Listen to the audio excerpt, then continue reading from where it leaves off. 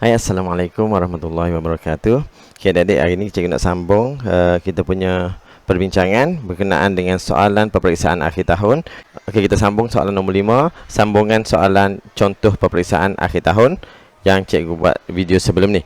Untuk dapatkan soalan, adik-adik boleh klik link di bawah, adik-adik klik dan juga download lah dan boleh print. Okey, soalan nombor 5.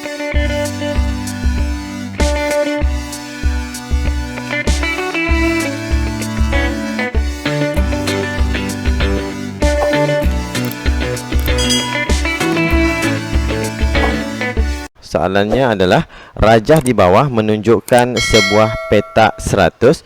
Okay, kalau adik-adik kira petak tersebut ada 100 semuanya, okay, dan ada bahagian yang berlorek. Okay, untuk soalan yang pertama, okay, soalannya adalah nyatakan peratus yang mewakili kawasan berlorek. Untuk kita nyatakan peratus, kalau dia bagi kotak tu memang kotak 100, maka sangat mudahlah, adik-adik hanya kira sahaja bahagian yang telah berlorek. Dan kalau kat sini bahagian yang berlorek ada 38. Maka untuk soalan yang pertama, soalan yang pertama satu Roman, dia nak dalam peratus, maka 38%.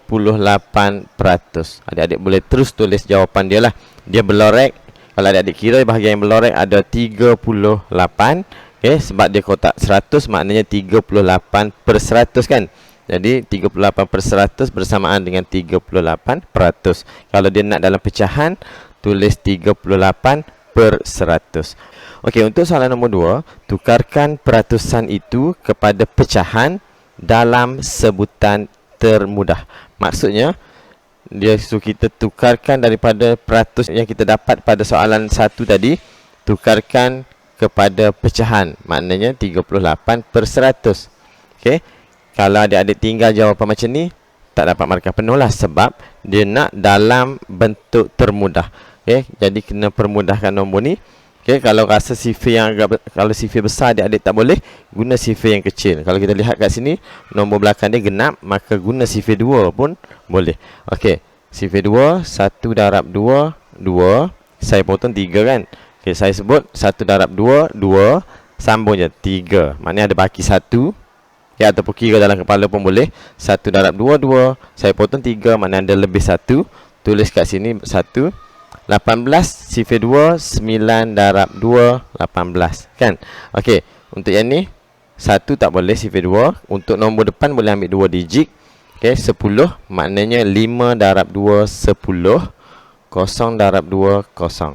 Okey, 19. Kalau adik-adik lihat, 19 ni tak ada dalam mana-mana sifir. Sifir 2 hingga sifir 9. 19 ni memang tak ada. Maka nombor tersebut memang tak boleh dikecilkan lagi ataupun dipermudahkan lagi. Jawapannya adalah 19/50. Okey, selesai untuk soalan nombor 5 yang kedua. Okay, seterusnya soalan yang keenam. Rajah di bawah menunjukkan 2 keping kad nombor. Okey, untuk kad yang pertama dia bagi 5.613 dan yang kedua 2.135. Okey, soalan yang pertama, berapakah hasil tambah kedua-dua kad nombor itu? Jadi untuk tambah nombor perpuluhan, syarat dia adik-adik kena samakan titik perpuluhan. Kedudukan titik tu mesti lurus, ataupun saya rasa, okay, cikgu rasa adik-adik pun biasa dekat sekolah, kalau nak tambah nombor perpuluhan guna T. T ni untuk apa? Garisan ni untuk letak titik kan. Okey, maknanya 5.613, 2.135. Okey, contohlah kat sini dia bagi 2.13 kan. Jadi adik-adik tulis macam tu. Jangan samakan nombor belakang, titik tak sama. Itu salah. Adik-adik kena tulis macam ni. Maknanya kat belakang tambah kosong. Tetapi nombor ni ada 5, letak adalah 5 kan. Okey, tak ada masalah lah. Untuk nombor ni tak ada masalah, sebab belakang dia sama banyak. Kalau soalan yang nombor belakang ni tak cukup, tambah je kosong di belakang. Okey, jadi adik-adik tambahkan nombor tersebut, kita akan dapat 8477. Letak titik perpuluhan, maka jawapannya adalah 7.748. Okey, soalan nombor 2. Hitung beza bagi 2 nombor perpuluhan itu. Okey, soalan suruh kita hitung beza. Beza ni maknanya operasi tolak. Okey, selain daripada perkataan beza, Okey, yang merujuk kepada operasi tolak, kata kuncinya adalah lebihnya. Kalau soalan kata berapakah lebihnya? Lebihnya tu adalah tolak. Kalau lebih sahaja tambah. Yang ketiga, selisih. Okey, soalan tanya hitung selisih. Selisih pun juga operasi tolak. Okey, selain daripada perkataan yang memang tolakkan, itu memang tolak lah. Okey, jadi kat sini kalau soalan suruh kita kira beza, tak semestinya nombor depan tolak nombor belakang. Okey. Kadang-kadang nombor yang dia bagi kat sini lebih besar daripada nombor di hadapan. Maka untuk beza, adik-adik kena tolak nombor besar, tolak nombor yang lebih kecil. Jadi kat sini nombor yang besar antara dua ni adalah 5 lah. 5.613 tolakkan dengan 2.135. Okey. Kalau buat T, buatlah T Okey, pinjam kat sebelah, tinggal kosong. 13 tolak 5, 8. Kosong tolak 3, tak boleh. Pinjam dekat sebelah. 10 tolak 3, 7. 5 tolak 1, 4. Letak titik. 5 tolak 2, 3. Maka jawapannya adalah 3.478. Okey. Okay, selesai soalan nombor 6. Okey, seterusnya kita akan lihat soalan nombor 7. Okey, soalannya, Puan Aida melahirkan anaknya Azman ketika dia berusia 2 dekad 5 tahun. Okey, maksudnya umur dia 2 dekad ni maknanya 20. 5 tahun, 20 tambah 5, 25 tahun. Kini umur Azman telah mencecah 3 dekad 4 tahun. Maknanya anak dia sekarang ni umur dah 3 dekad 4 tahun. 3 dekad maknanya 30 tahun kan. Tambah dengan 4, 34 tahun. Umur anak dia sekarang. Maksudnya umur Puan Aida dah makin bertambah sebanyak 3 dekad 4 tahun lah. Okay, sebab dia lahir, anak dia meningkat umur, dia pun meningkat juga umur dia. Okey, sekarang soalan yang pertama dia tanya, berapakah umur Puan Aida sekarang? Sekarang ni, semasa umur anak dia 3 dekad 4 tahun, berapa umur Puan Aida? Okey, jadi untuk soalan ni, soalan yang pertama ni, kita hanya tambahkan 2 dekad 5 tahun. Ni umur dia sewaktu dia lahirkan Azman. Jadi sekarang umur Azman pun dah 3 dekad. 3 dekad 4 tahun. Membawa maksud umur dia juga telah bertambah sebanyak 3 dekad 4 tahun lah. Okey, jadi kita kena tambahkan untuk cari umur Puan Aida. Okey. Jadi sekarang umur Puan Aida adalah 5 dekad 9 tahun sekarang. Dia bertambah juga sebanyak 3 dekad 4 tahun. Kalau kita tukar kepada tahun, 59 tahun. Seterusnya soalan nombor 2. Suami Puan Aida adalah 5 tahun lebih tua daripada usianya. Suami dia, umur dia lebih tua daripada Puan Aida 5 tahun. Okay, soalan dia tanya, hitung jumlah umur Puan Aida, suaminya dan anaknya dalam abad dan tahun. Hati-hati soalan nak dalam abad dan tahun. Okey, kat sini untuk soalan nombor 2, umur Puan Aida sekarang 5 dekad 9 tahun. Suaminya, kita kena kira dulu umur suami dia berapa. Umur suami dia kita tambah dulu 5 tahun. Kita kira dulu umur suami dia berapa nah. 9 tambah 5, 14. Sini 5. Okey, umur suami dia 5 dekad 14 tahun. Yang ni kalau nak tukar tolak 10 tambah 1 pun boleh. Nak tukar last sekali pun tak apa, tak ada masalah. Biarkan dulu pun tak apa. Okey, ini adalah umur suami dia. Umur Puan Aida, inilah yang kita kira dekat soalan A tadi kan. Soalan yang pertama tadi, 5 dekad 9 tahun. Dan umur anak dia adalah, umur anak dia berapa? 3 dekad 4 tahun. 3 dekad 4 tahun. Okey, sekarang kita tambahkan semuanya.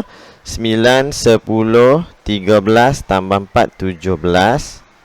Okey, 27, 10, 13 dekad. 27 tahun. Okey, sekarang kita kena tukar dulu kepada tahun supaya lebih mudah untuk kita nak tukar kepada abad. Okey, 1 dekad 10 kan. Kalau 13 dekad darab dengan 10 dapat 130. Betul tak? Okey, kita akan dapat 130 tahun untuk yang ni, tukar kepada tahun, tambah dengan 27 tahun yang memang sedia ada. Kita akan dapat, ni tahun dah lah kita dah tukar kepada tahun untuk yang dekad. Dan yang ni dah kekal dalam tahun sebab kat sini memang tahun. Kita tambahkan dapat 751 tahun. Okey, soalan nak unit dalam abad dan juga tahun. Untuk tahun nak tukar ke abad, kita kena bahagi 100. Ataupun cara yang lebih mudah untuk adik-adik senang nak jawab, adik-adik tengok je rumah ratus dan ke atas, itulah abad. Maksud cikgu, cari rumah ratus dan ke atas. Maknanya sini sa kan, sa, puluh, ratus. Bermulanya daripada sini, kalau ada lagi nombor kat depan, itu adalah abad. Ini cara paling mudah, tak perlu nak bahagi-bahagi. Okay, 1 abad 57 tahun. Okey. 1 abad 57 tahun. Okey, lagi sekali tahun nak tukar ke abad, bahagi 100 kan. Okey. Ataupun cara lebih mudah, adik-adik cari je rumah ratus. 10 ratus. Bermula daripada ratus ke depan, itu adalah abad. Dan belakang tu tahun lah. Okey, jadi jawapan dia 1 abad 57 tahun. Okey, sekarang kita akan lihat soalan nombor 8. Jadual di bawah menunjukkan pembahagian wang simpanan suri.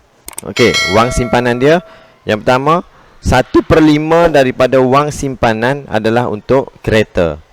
1/4 daripada baki wang simpanan adalah untuk rumah. Bawah jadual tu ada penerangan lagi. Wang simpanan suri berjumlah RM150,500. Soalan yang pertama, berapakah jumlah wang yang diperuntukkan untuk kereta? Okay, kalau kita lihat pada jadual, untuk kereta dia bagi tahu 1/5 daripada wang simpanan. Okey, membawa maksud soalan yang pertama ni, untuk kereta 1/5 daripada apa? Daripada jumlah simpanan. Okey, jadi kita akan darab dengan wang simpanan dia 1/5 daripada RM150,500. Okey, kita masukkan nombor ni. Sifar 5, 1 darab 5, 5. Nombor 1 kat depan tak boleh. Ambil 2 digit kat depan tak apa, 2 digit. 3 darab 5, 15. Tapi kena mula kat sini lah. Ataupun 1 nak bahagi 5 tak boleh, letak kosong. 15, 3 darab 5, 15. Okey, kosong, kosong lah. Okey, sifar 5, kalau 5, 1 darab 5, 5. Kosong, kosong. Okey, 1 darab 30,100. Maknanya kita akan dapat 30,100. Ini adalah untuk dia bayar kereta. Okey, RM30,100. Okey, untuk soalan nombor 2, berapakah jumlah wang yang diperuntukkan untuk rumah? Untuk rumah dia sebut 1/4 daripada baki. Daripada baki ni membawa maksud, ni daripada wang simpanan dia, ni dia gunakan untuk bayar kereta. Jadi kena tolak yang dia bayar kereta, itulah baki. Jangan 1/4 darab 150,000. Salah daripada baki simpanan. Okey, langkah pertama, adik-adik kena tolakkan dulu 150,500 tolakkan dengan RM30,100 yang dia gunakan untuk bayar kereta. Okey, maka baki dia adalah RM120,400. Okey, soalan tanya berapa peruntukan untuk rumah kan? Peruntukan untuk rumah adalah 1/4 daripada baki. Baki kita dah kira tadi, dapat RM120,400. Okey, kita akan masukkan guna sifar 4. 1 darab 4, 4. 1 nak bahagi 4 tak boleh. 12 sifar 4 ada. 3 darab 4, 12. Okey, sifar darab 4, sifar. 1 darab 4, 4. Sifar darab 4, sifar. Sifar darab 4, sifar. Okey, untuk peruntukan untuk dia bayar rumah juga adalah sama. Kalau kita tengok, sama nilai dia, RM30,100 juga untuk bayar rumah. Okey, maknanya secara kebetulan lah dapat nilai yang sama, iaitu RM30,100. Okey, soalan yang ketiga, berapakah baki akhir wang simpanan suri. Okey, nak tahu baki akhir, baki semasa setelah dia bayar kereta, baki semasa adalah 120,000 kan. Okey, dan dia bayar rumah. Nak tahu baki akhir, masalah nombor 3. Okey, baki semasa dia selepas dia bayar kereta tadi ada 120,400 kan. Lepas tu dia guna lagi untuk bayar rumah 30,100 lagi sekali. Maka kita tolak lagi sekali yang dia guna untuk bayar rumah. Maka baki akhirnya adalah 12 tolak 3, 9. Okey, inilah baki akhir dia. Lepas dia bayar kereta 30,100, dia bayar rumah 30,100, maka baki akhir dia ada 90,300 ringgit lagi. Okey, ada banyak lagi lah duit dia.